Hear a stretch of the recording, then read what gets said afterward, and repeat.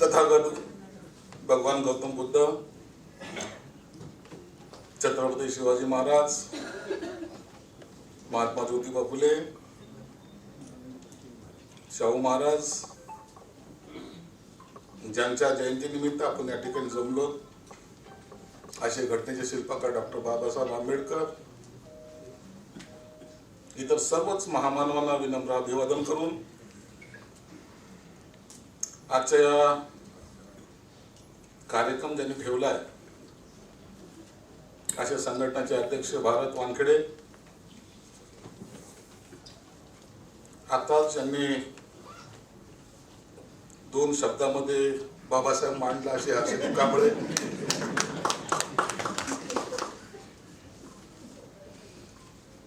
खरं तर माननीय डॉक्टर राजेश गवांदेजी आणि खऱ्या अर्थाने जे काही व्याख्यान द्यायचंय आणि आपल्याला ऐकायचं ते जगदीश आवळज यांचं. त्यांना चांगले पुरस्कार मिळाले. एका शब्दामध्ये ग्रंथ कसा मांडावा तसं एका वाक्यामध्ये त्यांनी बाबासाहेबांबद्दलचं शब्द मांडलेले आहेत. जग बदलणारा बाप माणूस, एका वाक्यामध्ये बाबासाहेब काय हे सांगितलं.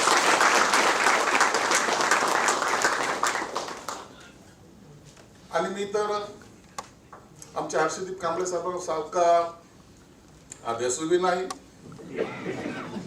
शिकलेलो तर नाहीच नाही,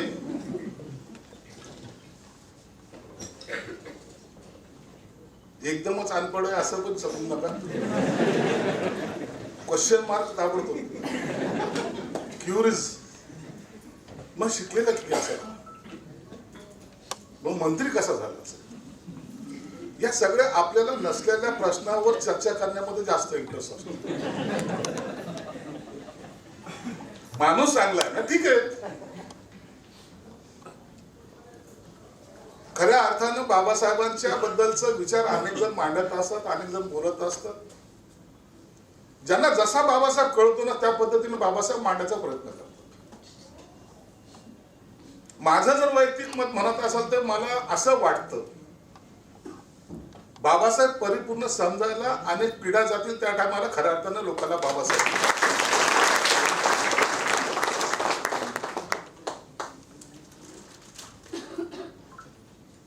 मी अनेक वेळा विचार करतो की जगामध्ये जयंती अनेक लोकांच्या साजऱ्या होतात. मुळामध्ये बाबासाहेबांची जयंती एवढ्या उत्साहात आणि एवढ्या रश म्हणजे ज्याला गर्दी ज्याला म्हणतो ती का होत असेल अशी. कांबळे साहेबांनी सांगितलं की मी जात असतो तिथं पुस्तकाचं वाचन, पुस्तकं घेत असतो, विकत घेत असतो. लेखकांची नावं तुम्ही कधी त्या पुस्तकावरचे वाचलीत का?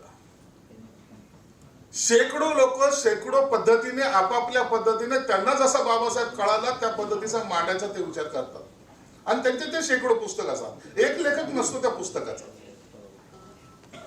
म्हणजे आपल्या आयुष्यामध्ये मला बाबासाहेब कसा कळाला किंवा बाबासाहेबांबद्दलचं मत त्या पुस्तकाच्या माध्यमातून ते प्रत्येक लेखक आपापल्या पद्धतीने मांडतो आणि त्याची ते स्टॉल असतं. एक पुस्तकाचं स्टॉल नसतं. म्हणून बाबासाहेबांवर दरवर्षी लिहिणाऱ्यांची संख्या ही वाढत चाललेली. त्याचं कारण असं आहे की ज्यांना ज्यांना बाबासाहेबांचा थोडासा जरी वाचण्यातून म्हणा किंवा त्यांच्या सगळ्या लिखाणातून जे काही भेटलेले त्यांना बाळकडू ज्यांना म्हणतात ते काही भेटलं त्यांनी त्या त्या पद्धतीने बाबासाहेबांची मांडणी आपापल्या पद्धतीने केलेली. हा असा नेता जो सेल्फ मेड होता. बाकी जे नेते आहेत ना काही ते स्पॉन्सर्स मेड आहेत. तुम्ही पाहून घ्या. आणि आजच्या काळामध्ये तर सगळे स्पॉन्सर झाल्याशिवाय लीडरच होत नाहीत. कोणत्याही एखाद्या नेत्याचं नाव घ्या तर त्याचा स्पॉन्सर त्याच्या मागे उभा असतो. बाबासाहेबांच्या त्या काळामध्ये जेव्हा बाबासाहेब शिकून आले त्या टायमाच्या नंतरचा असलेल्या सगळ्या घटना, त्यांची असलेली आंदोलन, त्यांची असलेले समाजाबद्दलचा दृष्टिकोन, त्यांनी केलेली इतर सगळ्या घडामोडी, याचा आणि इतर कोणत्याही नेत्यांचा आपल्याला कोणामध्ये भेदभाव करायचा नाहीये. पहिले समजून घ्या, नाही तर आपण जातीवादाकडे चाललो की काय असं चित्र तुमच्या मनामध्ये येऊ नये. बाबासाहेबांनी जे काही केलं ते कुणाला टार्गेट ठेवून नाही केलं. राजकारण हा बाबासाहेबांनी त्यांच्या आयुष्यामध्ये कधी हा शब्दाला जास्त महत्वच दिलं नाही, म्हणून बाबासाहेब ते बाबासाहेब राहिले. समाजकारण काय करायचं, मला समाजासाठी काय करायचं. समाज म्हणजे आता प्रत्येकाला कसं झालेलं माहिती ना, विभागून कसं द्यायचं.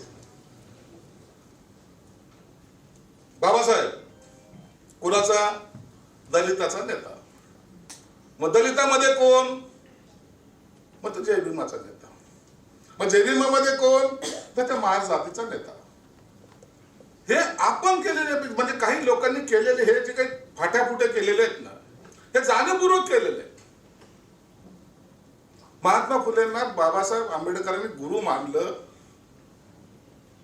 महात्मा फुलेंचा फोटो आमच्या घरात आला, परंतु बाबासाहेबाचा फोटो किती लोकांच्या घरात गेला हे कधीतरी पाहिले का.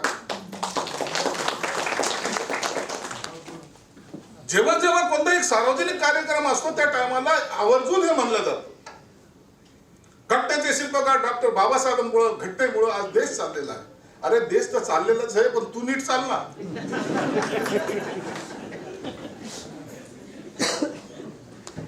तुझ्या तोंडामुळे जी वाट लागते त्याला थोडं आवर ना. बाबा मला तो बाबासाहेब त्यामुळे मी उभा आहे यासाठी सांगतो. जर हे रिझर्वेशन नसतं तर मी इथं पोचलो पण नसतो. मी नगरसेवक होतो 10 वर्ष. कधीतरी मित्रांबरोबर हे मंत्रालय पाहायला यायचो ना. मंत्रालय पाहायला का असं वाटायचं ना, आणि तिथं तुमच्यासारख्या लोकांना पाहिलं तर आणखीनच काहीतरी वाटलं. मंत्रालयाला डेस्कवर बसणारा माणूस विचारत असो, बापरे सीएस ला भेटणं लवकर सोपं आहे, पण देशच्या अधिकाऱ्याला भेटणं किती अवघड आहे. मला त्या काळाचा अनुभव आहे. आणि त्या काळामध्ये हे मंत्रालय कुणाच्या तरी बरोबर येऊन काहीतरी गेट पास घेऊन आतमध्ये यायचो. कधी ते त्या विधान भवनाचं त्या गोल असं सगळं चक्कर ते पाहायचो. एखाद्या वेळेस चुकून एखाद्याने जर आमदारांनी पास दिला तर त्या विधान भवनामध्ये एंट्री करायचो. अधिवेशनाच्या काळात स्वप्नातही कधी वाटलं नव्हतं की या मंत्रालयामध्ये जिथं मला गेट पास लागेल तिथं माझं दालन असेल. थोडं स्वप्न वाटतं. ते विधान भवन जे मी बाहेरून पाहायचो, गोल असलेलं विधान भवन, काय झालं सुंदर विधान भवन. आमदार काय थाटामध्ये बाहेर येतो तो, विद्वानापेक्षा विद्वान. म्हणजे असो ना, खरंच विद्वान असतो आमदार.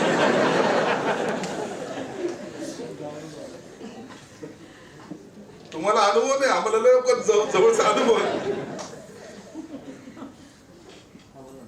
त्या विधान भवनामध्ये घुसण्याची संधी मिळाली. त्या असलेल्या विधानसभा अध्यक्षाच्या खुर्चीवर बसण्याची संधी सुद्धा या संजय शिरसाटला मिळाली. हे सगळं त्या घटनेमुळे झाले. परंतु माणसं असे आहेत ना, जेव्हा एक एक स्टेप चढतात ना, त्या टायमाला खालच्या पायरीला लात मारायला सुरुवात करतात. कुणामुळे झालं हे विसरायला सुरुवात करतात. स्वतःमध्ये अहंकार भरायला सुरुवात होतो. त्याला वाटतं हे माझं सगळं बुद्धिमत्ता, हे माझं कौशल्य, ही माझ्यातली असलेली धमक, हे माझ्यामध्ये असलेली ताकद, ह्या सगळ्या बळावर मी घेतलं की काय. अरे बाबा, तुला आणखीन जग पाहायचंय. जगाचा खऱ्या अर्थानं तू अभ्यास करू शकत नाही, तू फार छोटा आहेस. म्हणून बाबासाहेब पहिले समजून घे, नंतर जग पाहायचा प्रयत्न कर.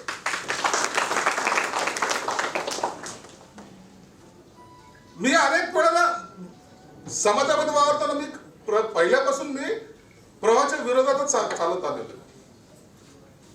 माझं कामच तसं होतं. म्हणून तुम्ही आता पाहतात ना, कधीतरी मी टीव्हीवर बाईट देत असाल, तुम्ही पाहत असाल, बिनधास्त बोलतो मी.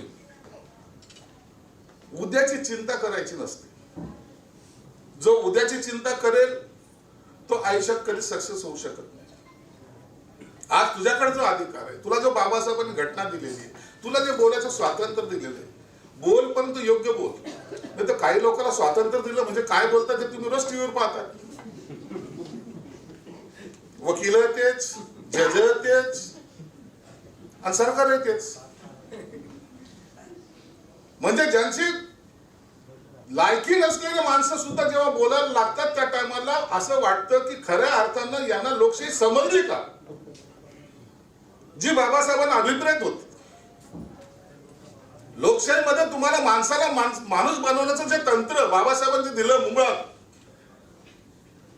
लोकशाही काय, मतदानाचा अधिकार, आपल्याला लोकशाही इतकी सोपी वाटायला लागली ना आता.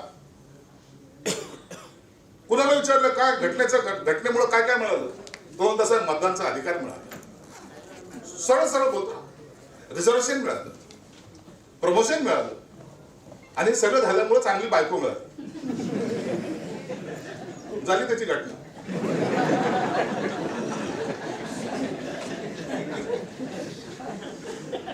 आयुष्यामध्ये याच्यापेक्षा जास्त आहे का नाही काही? बरोबर आहे ना? परंतु तेच आता त्या चुकीच्या पद्धतीने आता त्याचा आपण पाडा वाचायला.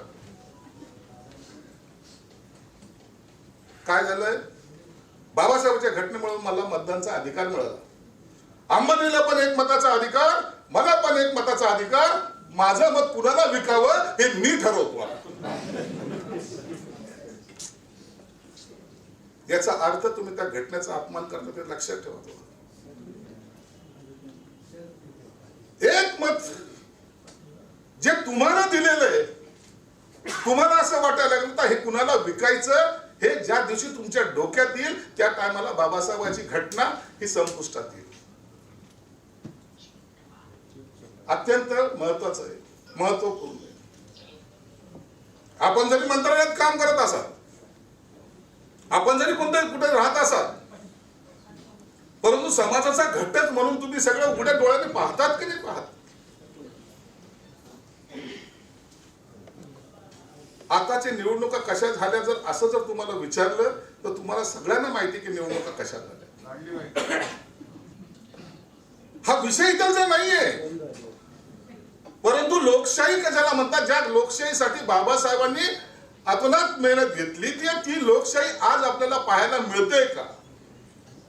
आणि मग याच्यासाठी आपण इतरांना दोष देण्यापेक्षा स्वतःला दोष द्यायला का सुरुवात करत नाही? मला स्वतःला दोष द्यायचा आहे. मी त्याचा गुन्हेगार आहे, मी पण आहे. उगाच 4 टर्म निवडून आलो का?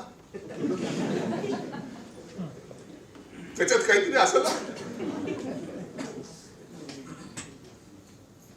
आमच्या परभणीकडे एक माणूस होता,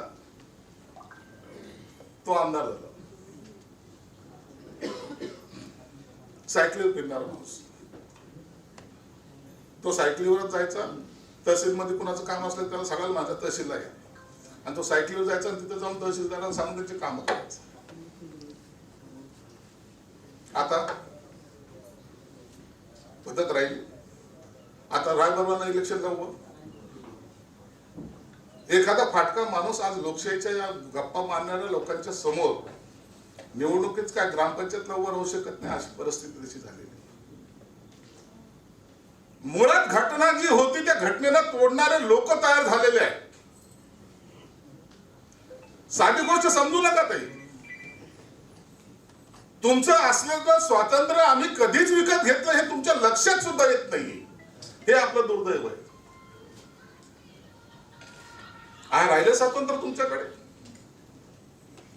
ज्या स्वातंत्र्याच्या आपण गप्पा मारतो त्या स्वातंत्र्य आपल्याकडून कधीच हिरावून घेतलेलं आहे. आता खऱ्या अर्थानं गुलाम माणूस झालो असं आपण म्हणायचो. आता माणसाकडून पुन्हा गुलामगिरीकडे तर चाललो नाही ना, याचा विचार तुम्ही केला पाहिजे. याचा विचार तुम्ही केला. आपण बाबासाहेबांचे अनेक कोट आपण सांगू शकतो, अनेक विचार सांगू शकतो, अनेक विचार मांडू शकतो. मी बिंदास का राहतो माहिती ना तुम्हाला? बाबासाहेब आंबेडकरांनी, आता हर्षदीप कांबळे साहेब सुटबुटात असतात, बाबासाहेब त्या काळामध्ये सुटबुटात असायचे. त्या काळामध्ये सूटबूट घालणं हा शौक नव्हता.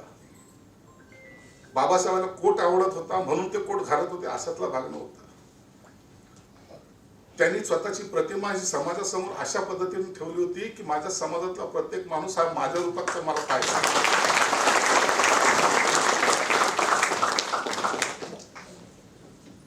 प्रत्येकाच्या अंगावर तो माझ्यासारखा सूट असला पाहिजे, तो माझा बाबासाहेबाचा अन्वय तो दिसला पाहिजे.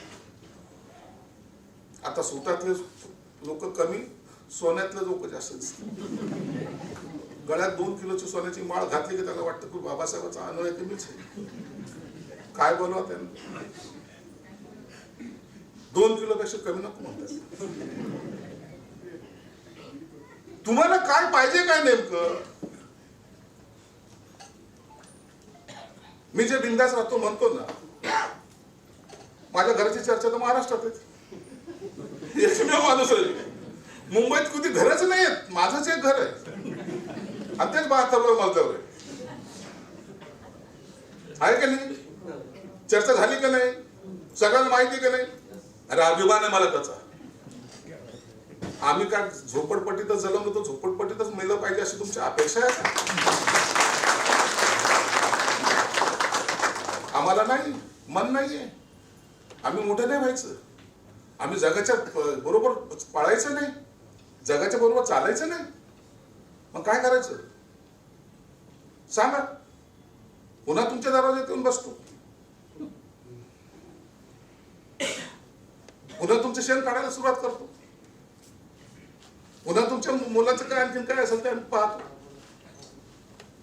अरे जग बदलताना आमच्या समाजातला माणूस सुद्धा त्या पद्धतीने बदलला पाहिजे आणि त्याला सांगता आलं पाहिजे होय मी आता बदललोय, मी आता मेहनत करायला लागलेलो आहे, आता मला बदलायचंय. आणि बदलताना फक्त एक गोष्ट लक्षात ठेवा, इतरांना नावं नका ठेवा. आपल्यातली सर्वात मोठी अडचण अशी आहे की आपण आपलं न पाहता इतरांवर टीका करायला सुरुवात करतो. काही गरज नाही आपल्याला टीका करायची. तुम्ही स्वतः मोठे व्हा. अहो इतर समाजामध्ये कधीतरी असे उन्हे तुने काढताना दिसतात का? आपल्याकडे तुम्ही ते अनेक वेळेला आमच्या इथं भाषणामध्ये म्हणत असतो, अरे घर बांधलं तर कुणाला वास्तुशांतीला बोलू नका. हर्षदीप कांबळे जरी वास्तुशांती करत नसेल तर आम्हाला करावं लागते राजकारणी बाबा. वास्तुशांतीला बोलू नका असं म्हणत असतो मी. का? खातात आहे आपलं गुलाबजामुन आपलं वरण भातावर बी त्यांना तूप पाहिजे असतं. सगळं खाऊन जातात असं काडी करत करत म्हणतात हरमाच्या पैशाचं कमवलं.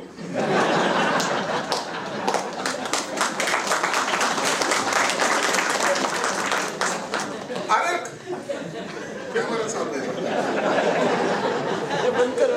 अरे असं म्हणणार मतलब डस दे डस असं म्हणणार सोपा हा चांगला नाही, याच्यापेक्षा चांगला घेतला पाहिजे. मार्बल तू हे जे लावलंय ना हे या बरोबर नाही, हे इटालियन पाहिजे. करण्यात त्याला प्रोत्साहित. काय फरक पडतो तुला? प्रोत्साहित कर ना, आणखीन चांगला हो, मोठा हो.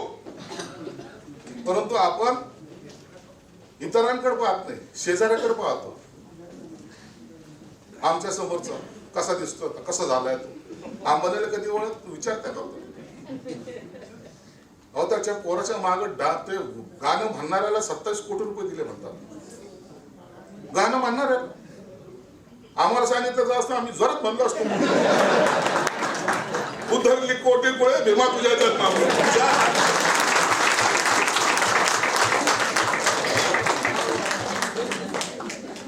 सूर आहे त्याच्यात, ताल आहे, उत्साह आहे आणि शब्द जेव्हा तो फेकतो त्या टायमाला हिंमत येते समोरच्या मध्ये.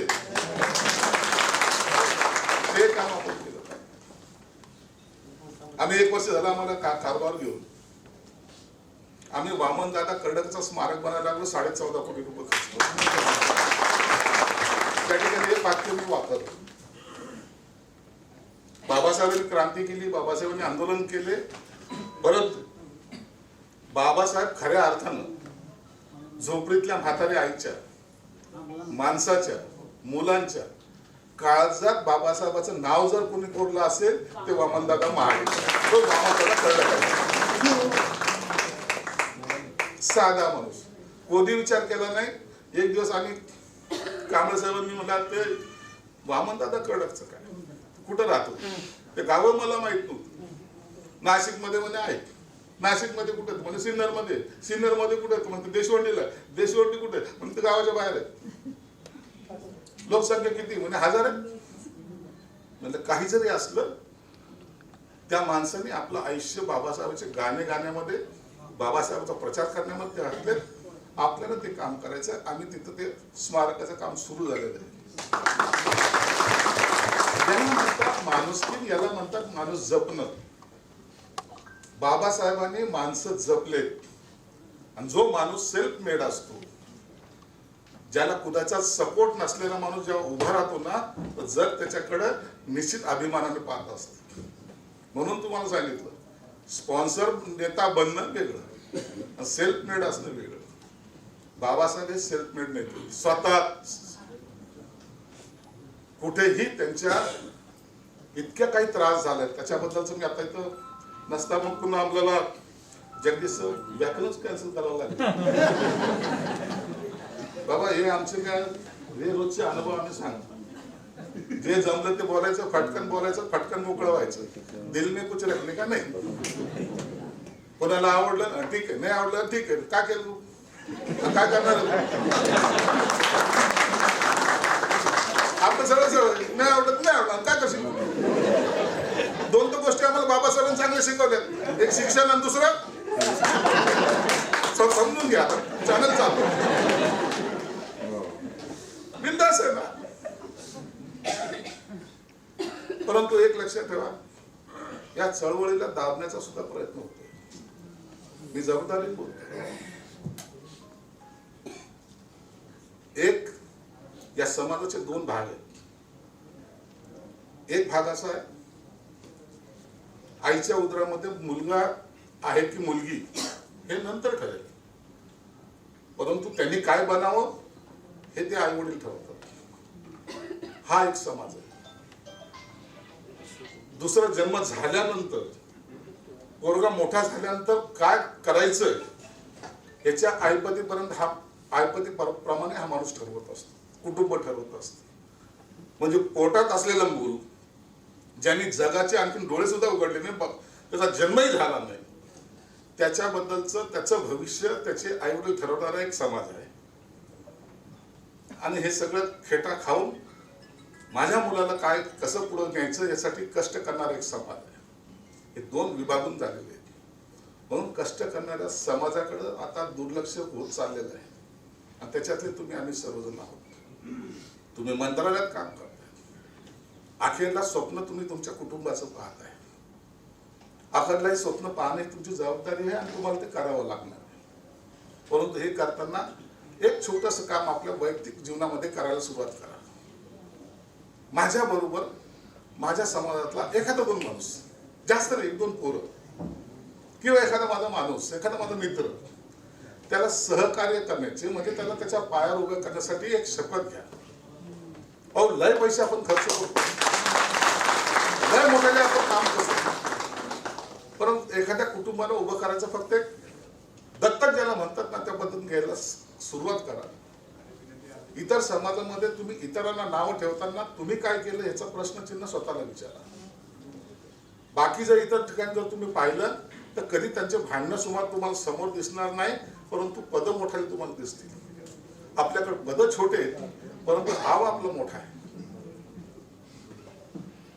मंत्रालयात चपराशी म्हणून जरी लागलो तर तो म्हणतो की मुख्यमंत्री काय, रोज मी येताना जाताना पाहतो असं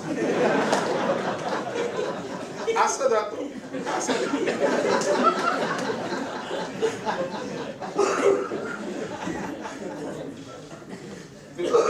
घालतात ते काय म्हणतात त्याला चोरदार. असे मुख्यमंत्री ते मी कितीही पाहिले, परंतु त्याचा पोरगा इथं IAS अधिकारी म्हणून यावा हे स्वप्न तू बघणार रे बाबा पहिले. हे बघ त्या दुसऱ्यामध्ये कसा जगतो. माझ्या मुलाला इथं चांगले टेबल असला पाहिजे, माझा मुलगा सुद्धा अधिकारी झाला पाहिजे, त्याच्यासाठी धडपड करणार. आणि हे करायला खऱ्या अर्थानं बाबासाहेब अपेक्षित हेच आहे. शिका, संघटित व्हा, संघर्ष करा म्हणजे नेमकं काय आहे. हे फक्त त्रिसूत्र तर आपल्याला दिलेलं आहे. एवढं सूत्र पंचशील वगैरे 22 प्रतिज्ञा हर्षदीप साहेब एकाला तरी सांगा, केंद्र पाळतं का 22 प्रतिज्ञा? पाळता का? काय किती शांत झाले पाहिजे ते म्हणतात 22 प्रतिज्ञा आता आम्ही विसरलेलो आहे, काय खादा एकदा वाचावं लागेल. हे त्रिसूत्री जे आहे ना तेच अंमलात आलं. खऱ्या अर्थानं जीवनाला प्रकाश देणारा. अरे एकच नेता झाला आपला तर त्यांनी आपलं आयुष्य बदललं. त्यांचं आयुष्य नाही बदललं, आपलं आयुष्य बदललं. म्हणून अनेक ठिकाणी मी जेव्हा बोलतो, बाबासाहेब जयंती आली, बाबासाहेबांचा फोटो छोटा आणि हा महाशय मोठा. बॅनर पाहिले कधी? या काळात सोनपिनंत बाबासाहेब छोटा, हे मोठा. अरे तुझ्यामुळे नाही रे बाबासाहेब, बाबासाहेबांमुळे तू आहेस. पुत्र विचारतं का तुला? परंतु बाबासाहेबांनी याच्यात तोंडात अमृत टाकलं तर काय, अशा आविर्भावात काही लोक बोलतात, त्या टायमाला मनाला दुःख होतं. समाज घडवताना इतरांवर टीका करू नका. समाज घडवताना इतरांची बरोबरी करायचा प्रयत्न करू नका. समाज घडवताना मी स्वतः घडणार आहे आणि माझ्यापासून इतर लोकांनी प्रेरणा घ्यावी एवढी तुमच्याकडून अपेक्षा व्यक्त करतो. मी या ठिकाणी थांबतो.